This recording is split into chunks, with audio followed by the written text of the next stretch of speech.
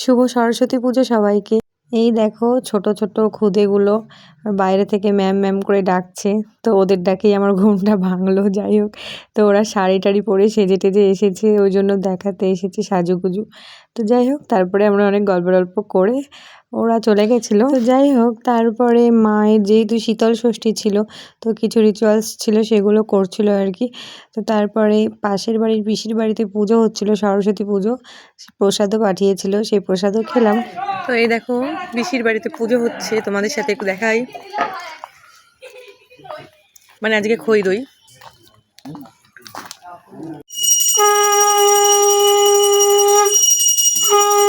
দেখো গাইস, পিসির বাড়ির ফুল, আর এক ধরনের ফুল দেখাচ্ছি। এই দেখো কি সুন্দর ফুল। খা, পুজো হয়ে গেলে ও আমাকে ওরা আবার প্রসাদ দিল। এবার নমি পিসির বাড়ি থেকে ঘুরে এসে তারপর শাড়ি পরে একটু বেরোবো। আমার মনে হয় ঘুমিয়ে ঘুমিয়ে চোখ ফুলে গেছে। আর এই যে দোয়েল, এখন আমরা যাচ্ছি পিসির বাড়িতে গাইস। তো চলো পিসির বাড়িতে। সঙ্গীতা দিদি 2-3 বার ফোন করা হয়ে গেছে, তো অনেকদিন পরে এসেছে, তাই একটু কিন্তু চোখটা ফলে ফলে লাগছে। কারণ তুমি ঘুমিয়েছো।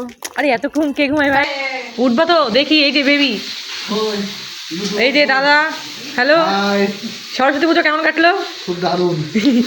এই প্রথমবার তো বউকে নিয়ে সরস্বতী পুজো নাকি? হ্যাঁ প্রথমবার। সাবা আসলে ইন্টারভিউ নিব, আসো। আরে আমার ইন্টারভিউ নিবি তখন আমি তো।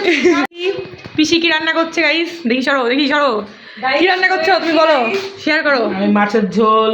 আর কি রান্না করছো? ডাল, কল আলুর চচ্চড়ি, সাবাস। বেগুন ভাজা, চাটনি, তারপর শীষ তরকারি। অনেক রান্না করে ফেলছো তো, জামাই এসছে বলি। সাবাস। এই যে বালতির মধ্যে তরকারি কোটা আছে, ধোয়া হয়নি।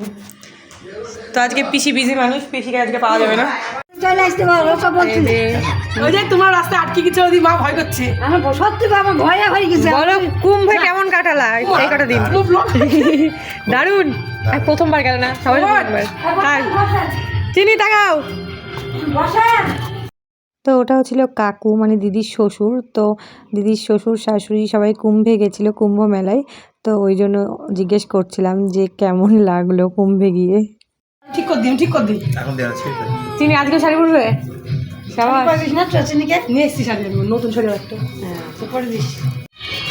নামো করো, নামো করো, এখান থেকে নামো করো, সুদাসুদি আছে, নামো করো। তো আমি আর চিনি বেরিয়ে পড়েছি পাড়ার ঠাকুর দেখতে। তো এবার আমি একটু শাড়ি পরে ঠাকুর দেখতে বেরোবো। তো সেরকম ভিডিও করতে পারিনি, তো একটা মিনি শর্টস আগেই তোমাদের সাথে শেয়ার করেছি। তো এইভাবেই আমার পুজোটা কাটলো। তো আমার বাড়ি আস্তে আস্তে সন্ধ্যা হয়ে গেছিলো। যাই হোক, ভিডিওটা এইটুকুই। ভালো লাগলে লাইক কমেন্ট শেয়ার সাবস্ক্রাইব করে দিও। আর দেখা হচ্ছে পরের কোনো ব্লগ বা শর্টস। টাটা।